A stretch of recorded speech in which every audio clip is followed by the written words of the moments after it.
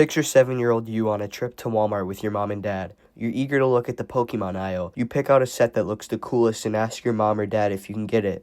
And to your surprise, they said yes. And that sparks a lifelong hobby and passion for collecting and later interest in the games. You think it'd be that easy for the kids of the next generation, right? Wrong. Let's go back to 2015, a decade ago. The Pokemon shelves at your local Walmart were filled with life. Just before Christmas, you were debating if you wanted to ask Santa for Roaring Skies or Ancient Origins. Come Christmas Day, you made your decision, and you woke up to the presents under your tree.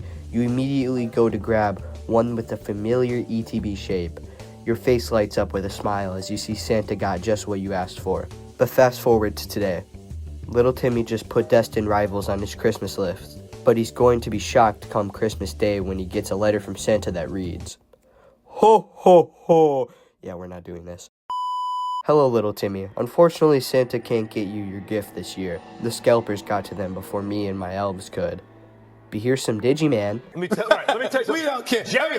But in all seriousness, scalper culture has ruined collecting for both incoming fans and longtime fans. Your average scalper is a balding fat dude who thinks Pokemon is pronounced Pokemon, and they suck up everything off the shelves like a vacuum cleaner and sell them 3x on their personal websites and eBay.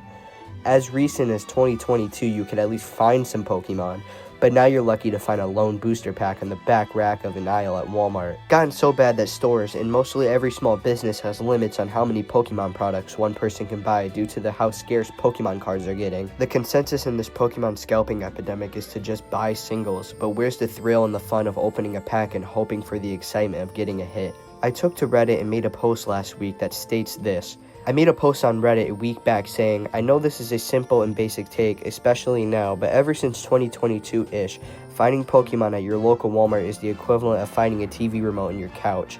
Not possible. But in all seriousness, as a kid, the Pokemon section would always be full, but now I'd be lucky to find a straggling booster pack on an empty rack. Scalping culture is so fucking annoying. Genuinely don't understand why someone would go buy out the shelves and then sell them for 2x on eBay. It's just going to be bare bones not possible for kids to get into Pokemon anymore because you just can't find them. To which a Redditor replied, why not just buy singles? Whatever sealed product you buy most likely will lose you money anyways. And that right there is what saddens me about the current state of Pokemon. His number one point is that you can't make money from packs. When was Pokemon ever about the money?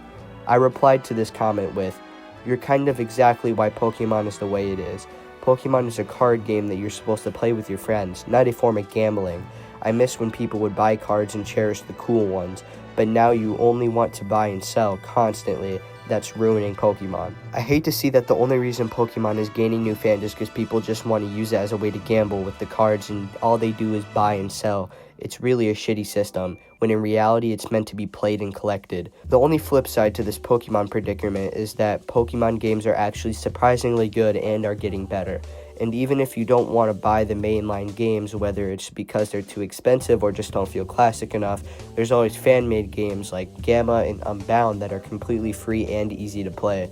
But my final thought is, if Pokemon continues in the route it's going, kids won't get into the franchise how we all traditionally did, like trading at your local Boys and Girls Club or at recess because you can't even get cards anymore. I have no doubt that Pokemon will beat the test of time and will forever thrive for as long as we're all around, but I just want to see kids lit with the same excitement I had when I opened my first pack.